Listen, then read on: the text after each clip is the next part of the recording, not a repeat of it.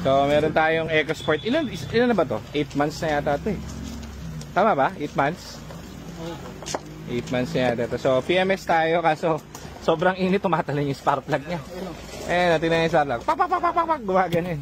Papalitan natin yung spark plug niya. Ganyan nga eh.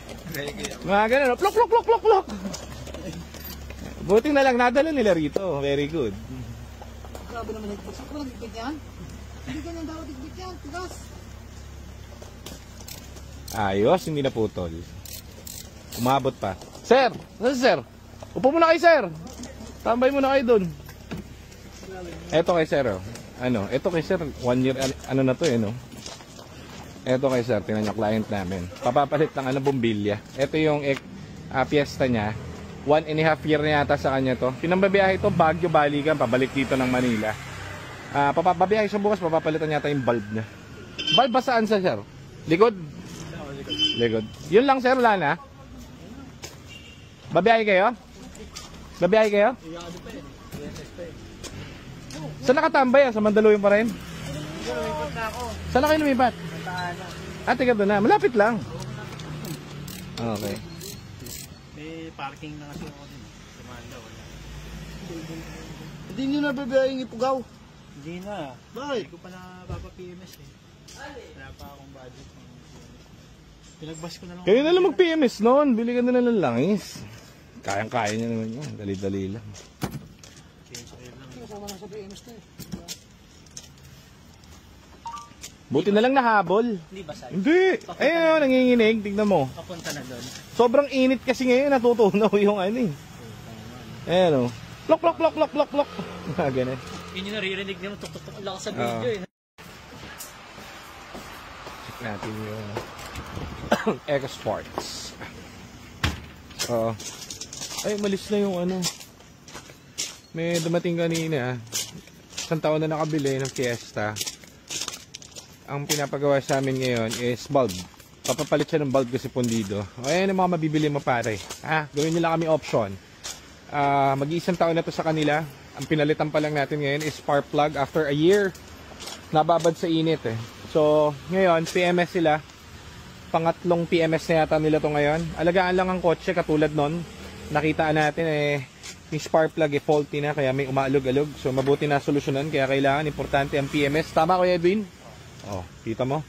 Si Tatay Edwin ko. Tapos, didrain natin yung tubig nito, kulay itim, oh.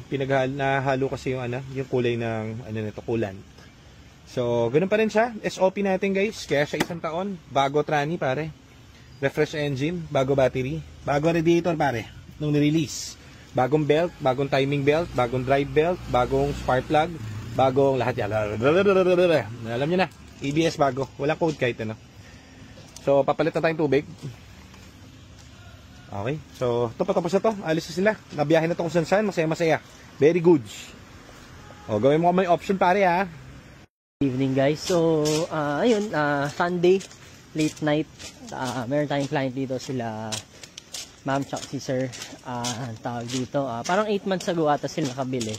So, aside sa puro PMS lang actually, aside sa mga yung mga accessories na kinabit nila, yung blackout headlights, tail lights, everything, wala pa sila nagastos kundi spark plug lang yung kanina kasi yun sa sobrang init, yun talaga nangyari. Any so yun, any other issues is wala pa. So ayun, spark plug lang, no, spark plug lang yung naging nila. Tapos pina-finishing na lang din natin kila Kuya Edwin kasi grabe nga yung panahon ngayon. Ayan, na rin natin yung mga kulan. So, yun lang po. Okay na po. Yun, thank you. Thank you po. So, yun.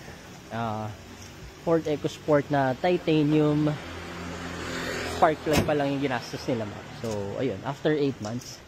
So, rin pala sila, dalawang PMS na 8 months ato. Actually, para mag-1 year na rin pala. Yun, spark plug lang ang binayaran nila dito sa shop. Aside sa PMS pala. Ma'am, thank you po. So, yun. Kita nyo naman, guys. Yan ang natin.